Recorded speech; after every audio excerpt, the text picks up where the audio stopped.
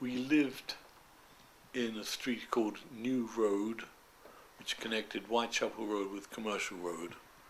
My father was a furrier.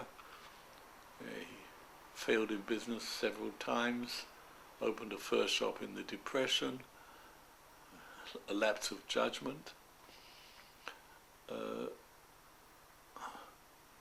Saturday night, walking along Whitechapel, what do they call it? The Waste.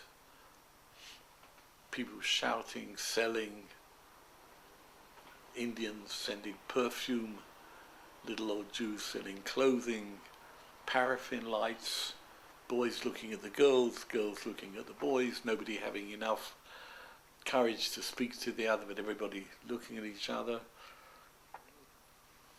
Going to the movies too many times, 4p a seat, 6p you could get 2 movies in a variety show in an art deco building. The music, the pavilion, the Yiddish theatre. I remember seeing the late Paul Burstein, Mike Burstein's father, in 1933, before the pavilion closed down as a Yiddish theatre. There was the smells, the food, what they called salt beef, the like of which I've never tasted anywhere, not here and not in the States either. The fish and chip shops on Saturday night, a pennyworth of chips in newspaper with vinegar and salt. The guy in Great Garden Street selling roasted hot potatoes in a little sort of like an oil drum. We used to put the potatoes in, heat them up, smash them in his hand and give it to you in a piece of newspaper for a penny or half a penny, what do you call a halfpenny. There were the synagogues, dozens of them. I mean, we belonged to the now defunct synagogue in Rectory Square, the East London synagogue, which is now a block of flats, the New Road Shul, which is now a textile warehouse, where the chazan was fired for singing Adon Olam to the tune of Volga Boatman. My cheder in the corner of Settle Street and Fordham Street, where the teacher would hit us with a cane, where repetition was found to be a very good method of learning, etc. And it's all gone. Nothing remains. Nobody liked the Jews. You could be clever, you could be successful. Look,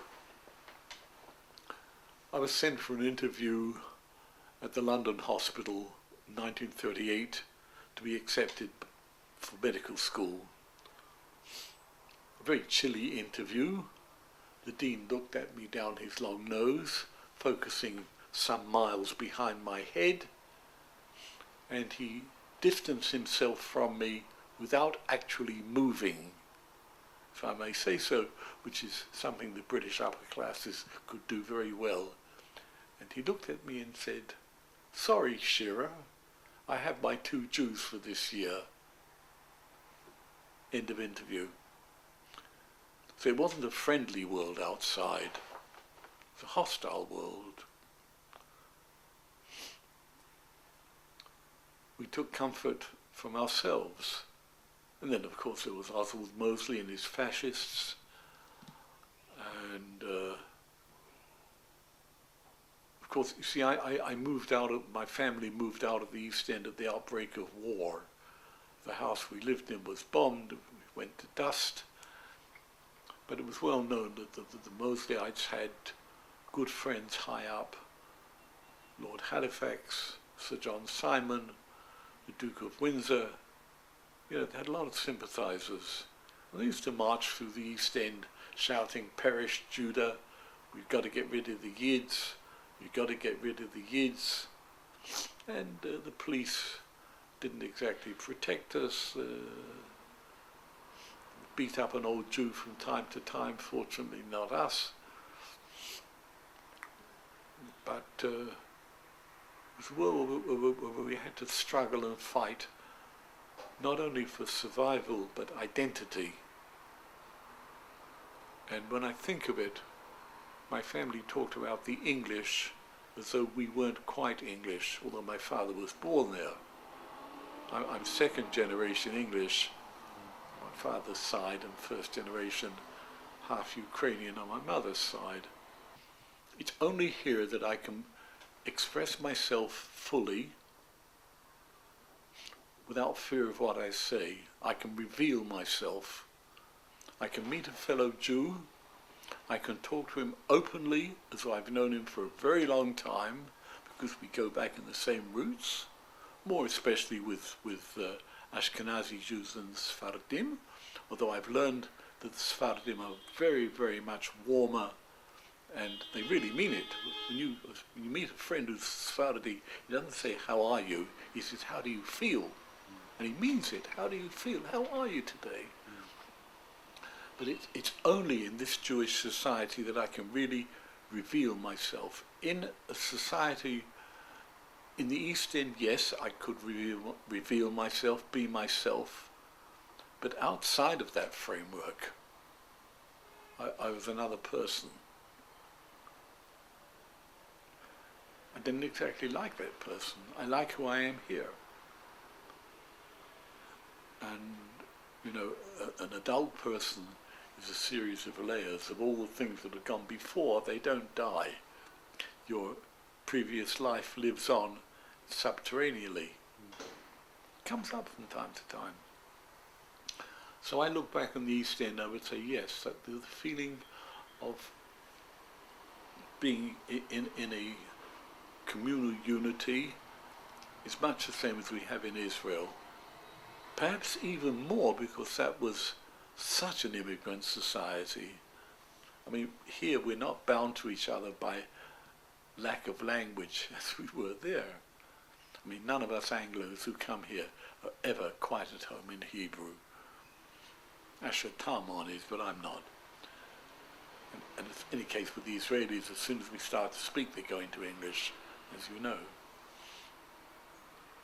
But there are similarities. It's the question of living amongst your own people.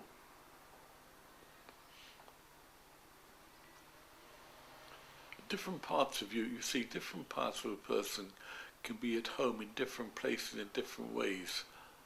I'm very much at home in New York. Very much. I go there very often. I'm not at home in England anymore. It's a foreign country to me because I've been away from it for 70 years. And I have no family there now, except distant cousins. But the main part of oneself, living in Israel, provided you made the commitment to stay, family here, children, grandchildren, the feeling is that in fact it's tribal, and in the present day world, after the breakdown of the Soviet Union, where supranationalities lost their influence, nationalities became more important, and then tribalism has become more important to all of us, and the family is still a strong unit in Jewish Israeli life, as it was in the East End.